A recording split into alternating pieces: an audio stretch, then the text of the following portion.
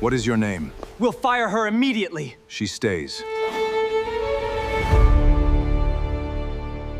For 3 years, the most powerful man in New York had lived by one rule: never let another woman get close.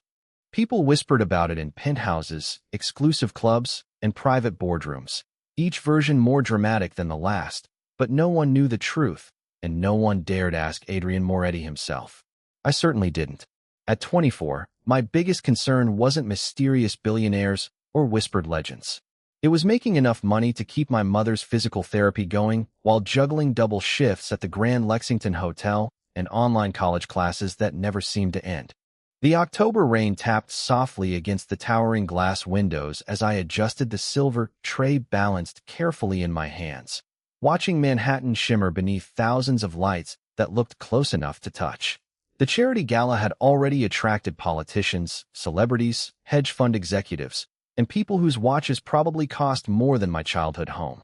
My black server uniform fit perfectly, my hair was pinned into a simple bun, and my only goal was surviving the next 6 hours without making a mistake. Table 14 needs fresh champagne, my manager whispered through his headset. And whatever you do, don't wander near the East Ballroom unless you're assigned there. I nodded without asking questions. At the Grand Lexington, curiosity was considered a luxury employees couldn't afford. As I crossed the marble floor, I noticed something unusual. Conversations that had filled the ballroom only seconds earlier became strangely quieter. Heads turned almost in perfect synchronization toward the entrance. Even the string quartet seemed smaller somehow beneath the growing silence. I followed everyone's gaze before I could stop myself. 6 men entered first, all wearing dark tailored suits, moving with calm precision instead of urgency. They didn't look like bodyguards trying to impress anyone. They looked like men who already knew no one would challenge them.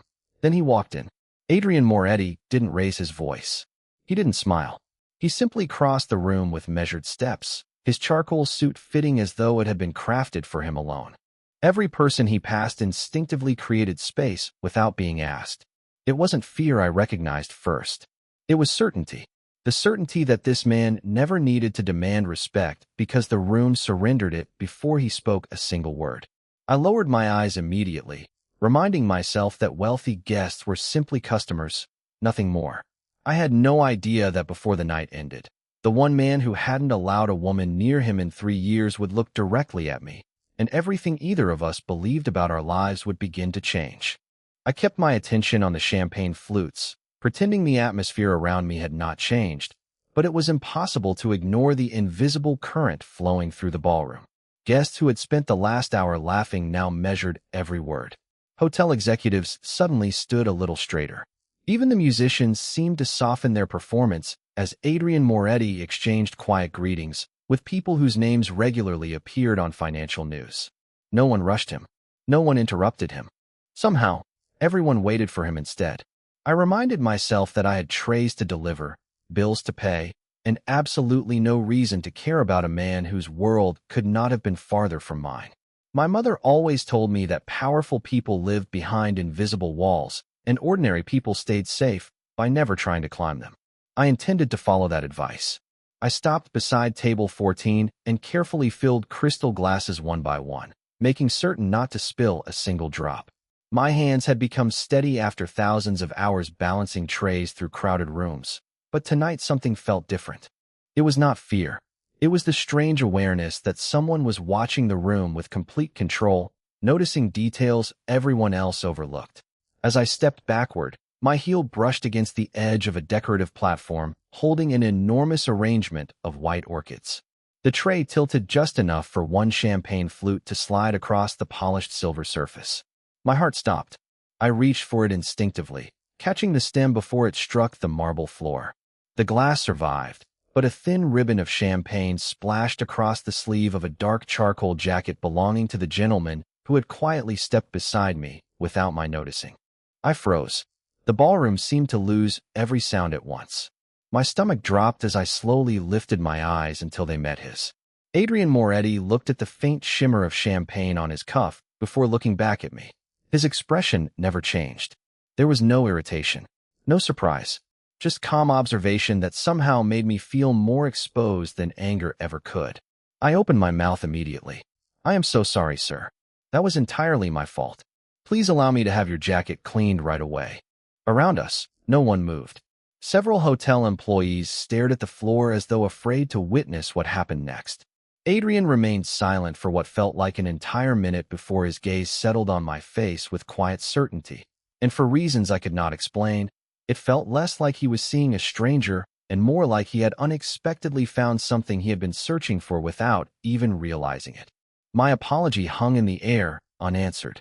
Adrian Moretti lowered his eyes to the small splash on his sleeve one final time before lifting them back to mine. There was no frustration behind his expression, only quiet concentration, as though he had forgotten the crowded ballroom and every influential guest waiting for his attention. I felt my heartbeat echo inside my ears. The silence stretched long enough for me to wonder whether I should apologize again or simply disappear before making the situation worse. Then he spoke, his voice calm enough that only those standing closest could hear. "What is your name?" The question caught me completely off guard. "Emily," I answered softly. "Emily Carter." He repeated it once, almost thoughtfully. "Emily." Hearing my own name in his measured voice made the room feel strangely smaller. Before I could say another word, one of the hotel executives hurried toward us wearing the nervous smile I had seen managers use whenever wealthy guests appeared dissatisfied. "Mr. Moretti, we sincerely apologize. Emily is one of our most dependable employees. Please allow us to handle this immediately." The executive turned toward me, his smile disappearing. "Emily, report to the service office. Now." Embarrassment rushed through me. I nodded automatically, ready to accept whatever disciplinary meeting waited behind the kitchen doors. Losing this job would destroy everything I had spent 2 years trying to rebuild, but arguing would only make it worse. I tightened my grip on the tray and started to step away. "She stays." Adrian's voice remained quiet, yet every person nearby stopped moving. The executive blinked in confusion. "Sir." Adrian looked at him without raising his voice. "She stays." No one argued. No one questioned him. The executive immediately stepped back with an awkward nod, leaving us alone once again. My confusion grew stronger with every passing second. None of this made sense. I was only a hotel server who had made a minor mistake. Why would someone like him care enough to stop my manager? Adrian studied me for another long moment before glancing toward the man standing a respectful distance behind him. The gentleman appeared to be in his early 40s, dressed in an impeccable navy suit, carrying himself with quiet professionalism. Adrian gave the smallest nod. "Daniel." "Yes, sir. Bring her to me after the gala." Daniel acknowledged the instruction with a simple nod, as though he had just been asked to confirm tomorrow's meeting instead of changing the direction of an ordinary stranger's life. Adrian turned away without another word and continued across the ballroom. The conversation slowly returned. Music filled the silence again, and guests resumed their evening as though nothing unusual had happened. I remained standing exactly where I was, still holding the silver tray, unable to understand why one simple accident had suddenly placed me at the center of a story I had never intended to enter. The rest of my shift passed in a blur. I smiled when guests expected me to smile, refilled glasses when they became empty, and thanked people who barely noticed I existed, but my mind never left those 4 words. "Bring her to me." Every time I glanced across the ballroom, Adrian Moretti was surrounded by influential people discussing investments, charities, and business opportunities, yet somehow he never looked distracted. He listened more than he spoke. Others leaned toward him. He never leaned toward anyone. Shortly after midnight, the final guests began leaving beneath a light October drizzle that painted the hotel entrance with shimmering reflections. I carried my last tray into the service kitchen and finally allowed myself to breathe. "Emily," my manager called from the doorway. His tone was strangely careful. "Someone is waiting for you downstairs." My stomach tightened. Am I being fired? He looked genuinely surprised. "No, just go downstairs." That answer only made me more nervous. I changed into my navy sweater, collected my worn canvas backpack, and stepped into the private lobby reserved for executive guests. The marble floor reflected soft golden light from oversized chandeliers, and the quiet felt almost unreal after the crowded ballroom. Daniel stood beside a black luxury sedan parked beneath the covered entrance. When he noticed me, He offered a polite smile instead of the stern expression I had expected. "Good evening, Miss Carter. Am I in some kind of trouble?" I asked before I could stop myself. His smile became slightly warmer. "No, Miss Carter. Mr. Moretti simply wishes to speak with you." "About the champagne?" "I believe Mr. Moretti will explain that himself." I looked toward the waiting car, then back at Daniel. Every lesson my mother had ever taught me warned against getting into a stranger's vehicle, especially one belonging to someone whose reputation traveled through whispers instead of newspapers. "I appreciate the invitation," I said carefully, "but I really should go home." Daniel nodded as though he had expected that answer. "That is entirely your decision." He reached into his jacket and handed me a simple white business card with only a phone number embossed beneath Adrian Moretti's name. "Mr. Moretti asked me to give you this if you preferred not to come tonight. He also asked me to tell you something." I accepted the card with uncertain fingers. "What is it?" Daniel's expression grew thoughtful. He said that sometimes life changes because of a choice that seems completely ordinary. He hopes you will choose to hear him before deciding who he is. I stood beneath the hotel lights watching the black sedan disappear into the sleeping city, the business card resting lightly in my hand, wondering why a man who appeared to possess everything in the world seemed determined to have one conversation with someone who had absolutely nothing to offer him. The business card stayed in my coat pocket all night, and somehow it felt heavier than my wallet. I told myself I would throw it away the next morning, but when sunlight filtered through the thin curtains of my apartment, it was still there. My mother sat by the living room window with a blanket over her knees, smiling as she worked on the crossword puzzle she insisted helped keep her mind sharp during recovery. "Long night?" she asked gently. I forced a smile and kissed her forehead. "Just another charity event." I almost mentioned Adrian Moretti. Almost. Instead, I made coffee, reviewed my online assignments, and calculated next month's bills for what felt like the 100th time. Even working 2 jobs barely covered rent, groceries, and my mother's medical appointments. There was no room in my life for mysterious invitations from powerful strangers. By noon, I had convinced myself to forget everything that happened at the hotel. Then my phone rang. The number was unfamiliar. I hesitated before answering. "Miss Carter," Daniel's calm voice came through the speaker. "I hope I am not interrupting your day." I looked at the business card lying beside my coffee mug and sighed quietly. "Not exactly. What can I do for you?" "Mr. Moretti would like to invite you to lunch. Public place. 1 hour. You are free to leave whenever you wish." I laughed softly from pure disbelief. Does he always send someone else to ask simple questions? Daniel paused just long enough to sound amused. "No. Only when he believes the other person deserves to feel comfortable." That answer unsettled me more than anything else. Powerful people were supposed to demand, not accommodate. "Why me?" I finally asked. Daniel did not answer immediately. "Because Mr. Moretti believes you may know something without realizing it." My heartbeat slowed. "I do not understand." "Neither does he," Daniel admitted honestly. "That is why he wishes to speak with you." After the call ended, I stared through my apartment window toward the busy streets below. Everything about the invitation sounded reasonable. Daylight, public restaurant, no pressure. Yet every instinct told me that accepting would change the direction of my life in ways I could not predict. I looked toward my mother as she smiled at another completed crossword clue, completely unaware of the decision waiting only a few feet away on the kitchen table. 30 minutes later, I picked up the business card once more, slipped it into my purse, and whispered to myself that one conversation could not possibly change everything, even though somewhere deep inside, I was already beginning to suspect that it could. The restaurant overlooked the Hudson, quiet enough that conversations never had to compete with the city outside. I arrived 10 minutes early wearing the only navy dress I owned, the same one I usually save for job interviews and church on Christmas Eve. Every polished surface reminded me that I did not belong here. I almost turned around twice before the hostess smiled and led me toward a private corner overlooking the water. Adrian Moretti was already there. He stood as I approached, something I had not expected from a man everyone described as untouchable. "Miss Carter," he said calmly. "Thank you for coming." I almost did not. A faint smile touched the corner of his mouth before disappearing. "I know." He waited until I sat before taking his own seat. The gesture felt strangely old-fashioned, almost gentlemanly, and completely at odds with the reputation that surrounded him. A server appeared immediately, but Adrian simply asked whether I preferred coffee or tea instead of ordering for me. The question surprised me enough that I answered honestly. Coffee, please.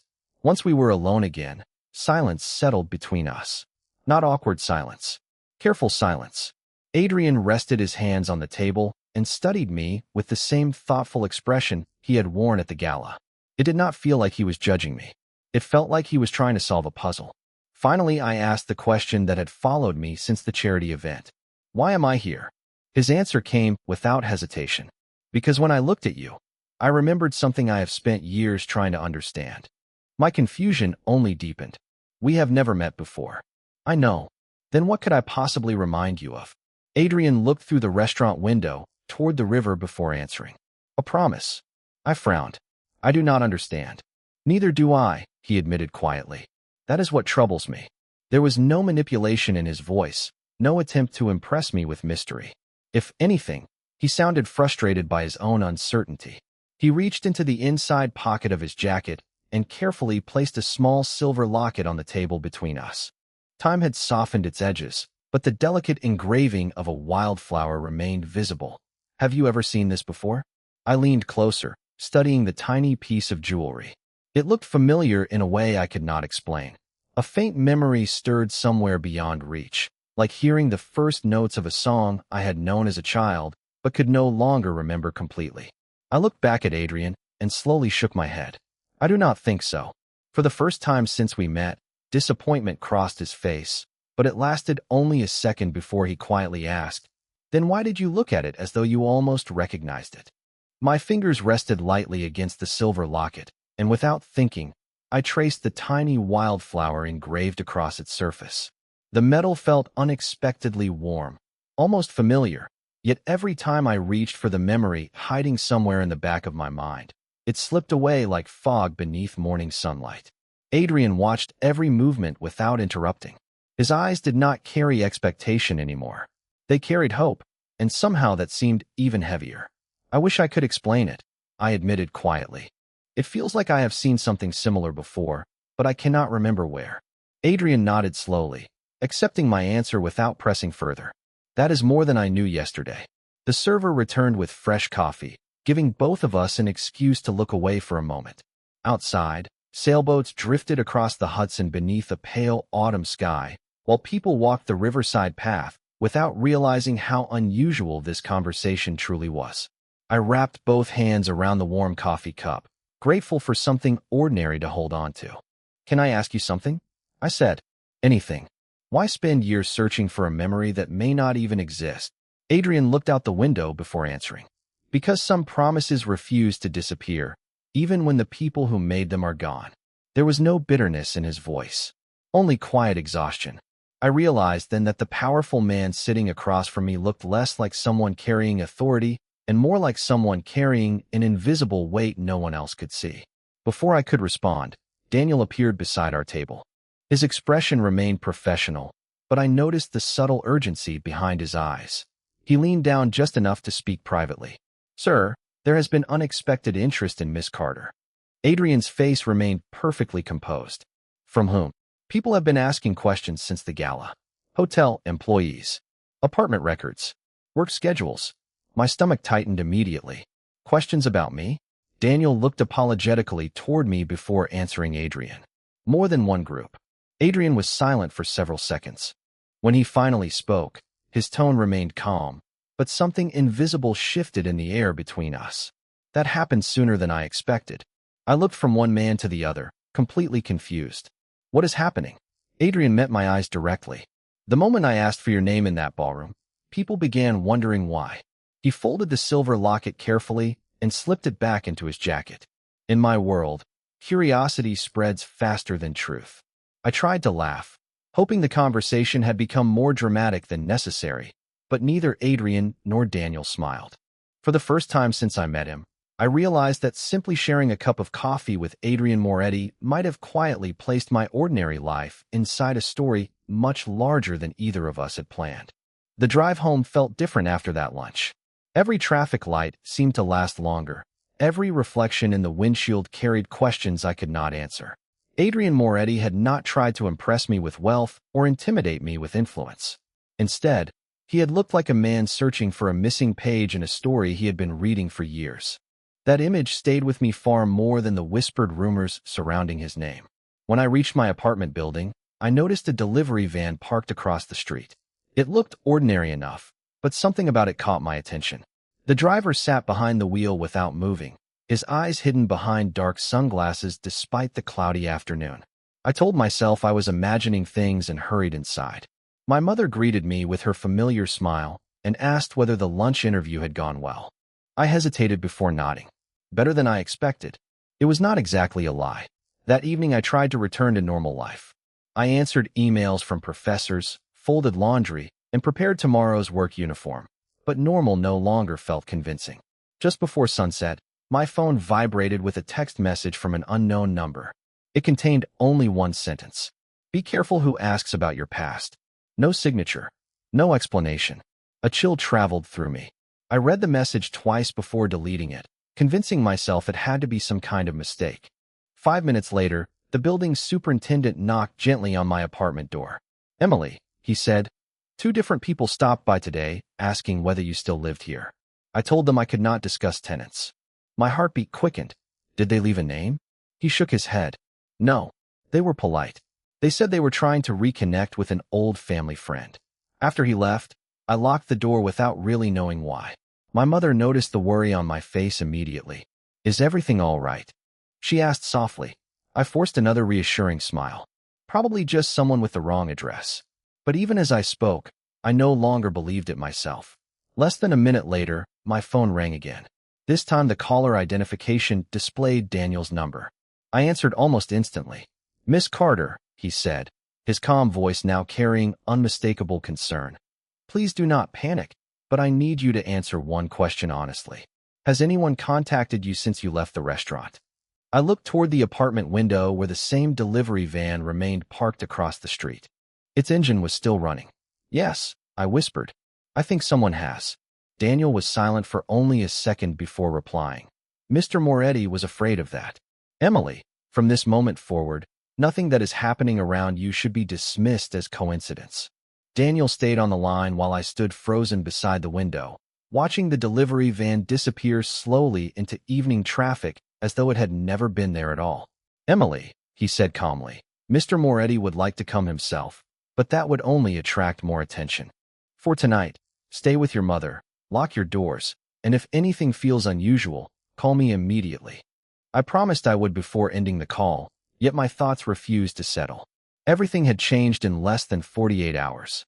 I had gone from serving champagne at a charity gala to wondering why strangers wanted to know my name. After helping my mother into bed that evening, I sat alone beside the living room window. The city lights shimmered across the rooftops, beautiful and distant, reminding me how small one ordinary life could feel against a place like New York. I reached into my purse and found the business card Daniel had given me outside the hotel. Beneath it rested a folded receipt from the restaurant where Adrian and I had shared lunch. As I unfolded it absent-mindedly, something slipped onto the table. A tiny pressed wildflower. I stared at it in disbelief. It was nearly identical to the engraving on the silver locket. My pulse quickened. I could not remember putting it there. I could not remember seeing it before. Yet somehow it felt as though it had been waiting for me all along. The next morning, I carried the flower to my mother, hoping she might recognize it. She adjusted her reading glasses, looked at it for only a few seconds, and suddenly became very quiet. Mom, I asked softly. She looked up at me with an expression I had never seen before. Emily, where did you get this? It fell out of my purse. She gently touched the delicate petals before whispering. Your father used to leave these for us every spring. My breath caught. I do not remember that. You were only 4 years old. She smiled sadly. He always said they meant that hope could survive even the longest winter. A silence settled between us as memories neither of us expected seemed to return with the little flower resting in her hand. Later that afternoon, I called Daniel and asked if Adrian still had the silver locket. Less than an hour later, I found myself standing once again across from Adrian Moretti. I showed him the pressed flower without saying a word. He looked at it, then slowly closed his eyes as though a missing piece of his life had quietly returned. When he finally opened them, the distance that had always existed between us seemed to disappear. Emily, he said softly. I thought I had been searching for answers. Now I believe fate was simply waiting for the right moment to introduce us. In that instant, I realized our story had never truly begun at the gala. That night had only revealed a path that destiny had been patiently weaving for years.